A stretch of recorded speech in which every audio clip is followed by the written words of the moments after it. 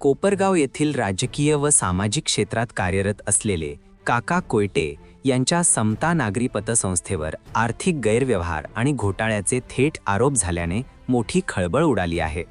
पतसंस्थेच्या काही कर्जदारांनी हे गंभीर आरोप केल्यामुळे ठेवीदारांमध्ये त्यांच्या कष्टाचे पैसे सुरक्षित आहेत की नाही याबद्दल संभ्रमाचे आणि चिंतेचे वातावरण निर्माण झाले आहे.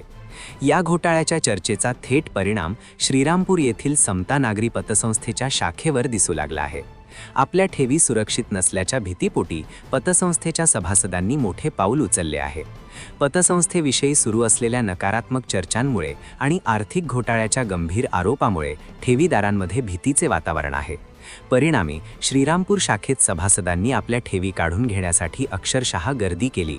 एकाच दिवशी लाखो रुपयांच्या ठेवी सभासदांनी काढून घेतल्याची माहिती सूत्रांनी दिली असून सभासदांच्या या मोठ्या हालचालीमुळे पतसंस्थेच्या आर्थिक स्थितीबद्दल आणि भविष्याबद्दल अनेक प्रश्न उपस्थित झाले आहेत.